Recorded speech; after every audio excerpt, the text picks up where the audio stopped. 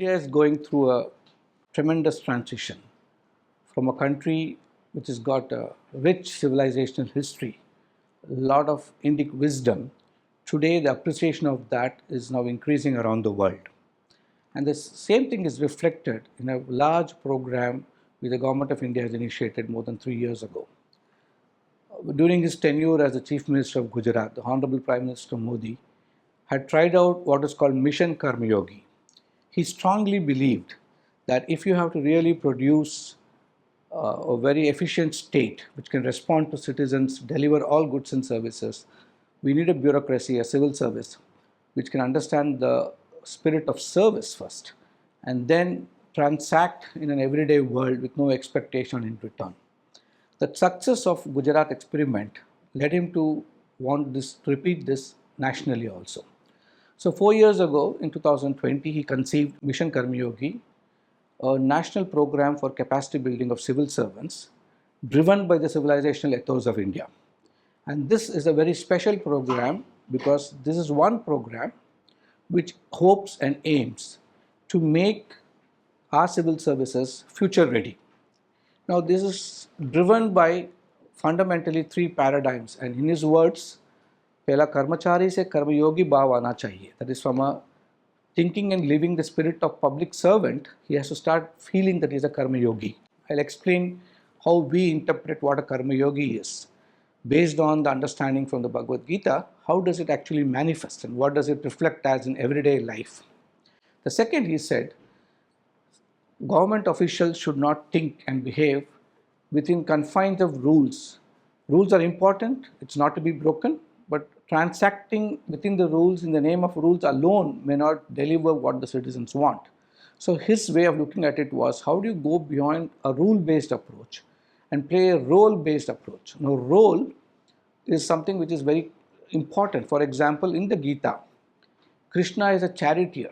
Charioteer is a role. He might be God, but he's still a charioteer to Arjuna. So that is a role, and he operates with the clarity of that role. And so we need to think ourselves that my role is to serve India. My role is to take Bharat to the next level.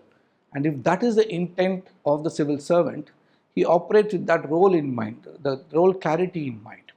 And the third thing he felt was there are a lot of black swan events happening. COVID is a classical example. And India, as it raises up in its world order, in the list of countries, and with Amrit Kal that we are celebrating, if we are to really bring about Vikasit Bharat, we need a bureaucracy which is future ready. So fundamentally, Mission Karmayogi operates on these concepts. But then how do you do this? How do you build state capacity based on this? How do you draw inspiration from the enormous Indic wisdom that is there in our country? Because we should understand that for a long time, we were products of a thinking which made us feel that we are inferior. Swami Vivekananda says it so beautifully and powerfully. He said the moment a child acquires even a high school education, a child is made to believe that everything in India is inferior. We are poor, we are bad. I think that is changing now. Today we have found a newfound energy because we are recognizing what we are good at. Because a nation which cannot remember its history can never create a future of its own. And so Mission Karmayogi essentially draws inspiration from the powerful message of Karma Yoga from the Gita. And for that to happen, what has been designed is called the Karmayogi competency framework. Now, every office, organization, country or a state needs people to operate the apparatus of the state, and for which they need competencies. And in India, it's no different. So we have designed what is called the Karmayogi competency model. What do we mean by that? Now, for our nation, understanding what the call of the Prime Minister as head of government is, he believes, and understanding his speeches, we analyze his Mann Ki Baat, we analyze his writings, his Twitter messages, and the different interactions he has with us. And we realize he calls for 4 sankalp, usko 4 sankalp bolte hain. So 4 pledges. The first pledge that we all make is a Vikasit Bharat, Vikas, development of a nation, development in all sense, not just economic growth and that people generally attribute development to, but investing on human and social capital of our citizens, looking at how do we go beyond just economic growth to understanding social and political maturation of a country. So it's an inclusive model, which is what we all want as one sankalp. But every Indian should be committed that we will make India a developed country. By 2047, we will be a foremost developed country in the world. The second sankalp or pledge that we call is Garv. Now, when you talk of decolonization, decolonization is not throwing away symbols of colonization. Decolonization has to be undertaken with the conviction and belief that colonization has taken away the identity of a Bharatiya, Bharatiya Parampara, Bharatiya culture, Sanskriti, all that identity which we can live on, thrive on, has been gradually and over time reduced to a state where we believe anything Indian may not be good enough. So we have to change the DNA where our sense of identity comes with a sense of pride. Pride is not arrogance. There's so many things this nation can be proud about, whether it's a contribution in the world of science, whether it's a binary system, whether it's metallurgy or governance. Our Arthashastra has more to offer than the public administration models that the West talks about today. But all this without romanticizing it, without trying to just make it look as though it's great, but taking the best out of this. I'm not saying we might not have had problems here and there. Those have to be rejected, like Vivekananda says. But take the positive. And when you take the positive, taking pride in everything that we have, everything Indian, and everything, the spirit of Bharat that we call. So that is a garv we want everybody to have. The third sankalp that we talk about is something which is very, very traditionally Indian. India always celebrated sense of responsibility. If I am a son, I am responsible for my parents' welfare. So if in a small village, as a household, I am responsible for my village welfare. If I am a village is responsible for the larger geographical area's welfare. So always it was about the other, and it is always about a sense of responsibility.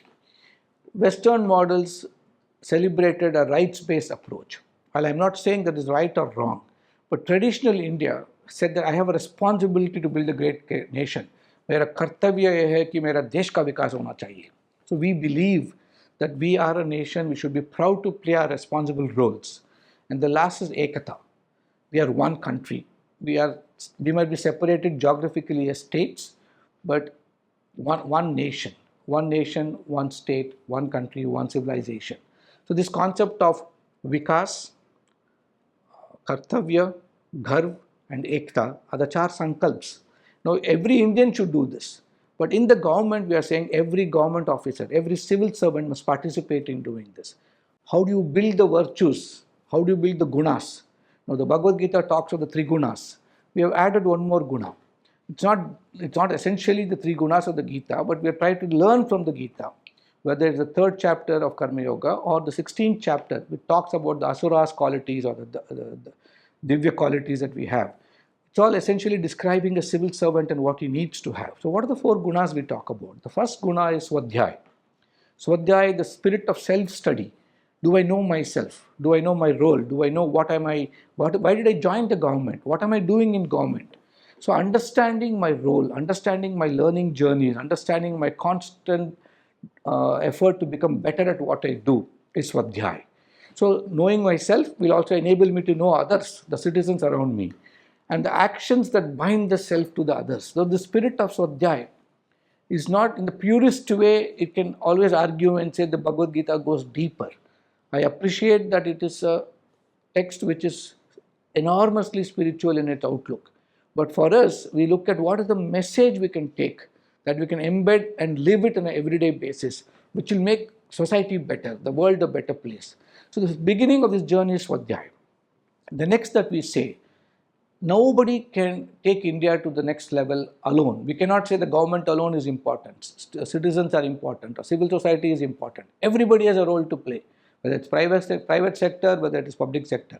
Samaj, Sarkar और बाजार साथ में काम करना चाहिए.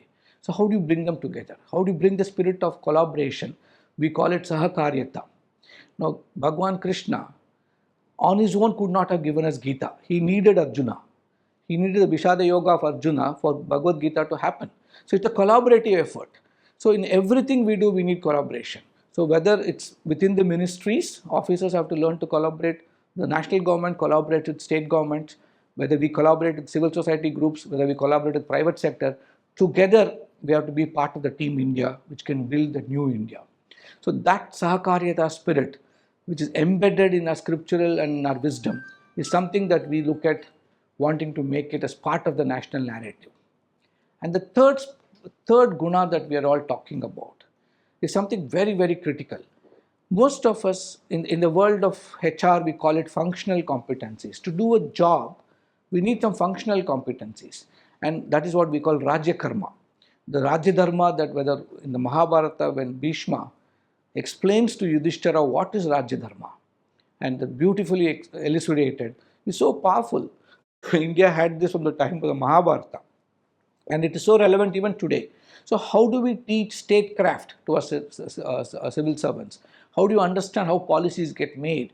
How do you prepare yourself for a simple cabinet meeting? What is a cabinet note? All the functions of a government within the system called the state.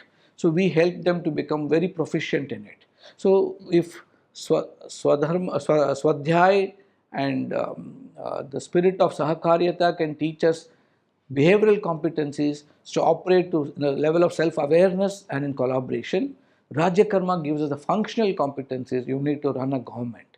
And the next and the most important, we feel, every time the Honorable Prime Minister talks about this, he talks about Jan Bhagidari.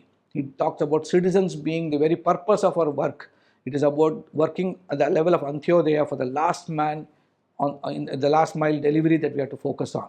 For that, we say civil servants must operate with the spirit of Swadharma. Now, Dharma is so beautifully explained in the Indic thinking. It's a spirit of righteousness in whatever we do.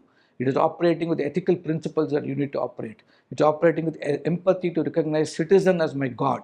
And in our Vedas, there's a very powerful statement, Atmano mokshartham jagat hitaya cha. My moksha, evolution of my inner spirit should happen, well, at the same time, happens through the manifestation of service to the other. And Vivekananda gave this as the mission of every Indian, saying that along with external evolution, along with Vikasit Bharat, mera bhi vikas hona chahiye. Antaratma ka vikas hona chahiye. So this is the opportunity we give to a civil servant, that my Swadharma is to serve citizens, and in that spirit of service. And remember, India is a country which told the world Seva. Seva Bhav is a completely different concept. In the Western literature, Western understanding, you can help a person. But in India, we don't believe in help, because help is transactional. If I were to give you, your pen falls down, agar aapka pen niche gir jayega, I lift it and give it to you, you say thank you, dhanyavad. That is transactional. Agar main dhanyavad nahi bola, then you will say this man is not even courteous to say thank you, because you expect a thank you. Lekin Seva Bhav in India is very different. It is non-transactional, done in the spirit of seeing God in the other. Ramakrishna Paramahamsa says it so beautifully. He says, Shivagnane Jiva Seva. I serve you, and through that service I see the divinity inside you, and that divinity I worship. So worship of the divinity is Seva for us, and that is a powerful Indic concept. And we want, like if PM says, my Pradhan Sevak hoon, we say every single civil servant of this country is a Sevak of the citizen. Praja Sevak hai hum sab log. So how do we serve the citizen? This is a powerful concept that is now being embedded in Mission Karma Yogi. Now, along with this, it's a very simplistic way of understanding public service. Today, the world is changing dramatically. We say very important three things: work, workplace, and the work person. Karma. What is public work? Karma Yoga के बारे में बोलना चाहिए तो कर्म के बारे में भी बोलना चाहिए. What is karma? Karma is the work I do. So definition of public good itself is changing today. So what is public service? That is something we are understanding in depth. And then Karmshala. How should your office look? Why should it look nice and clean?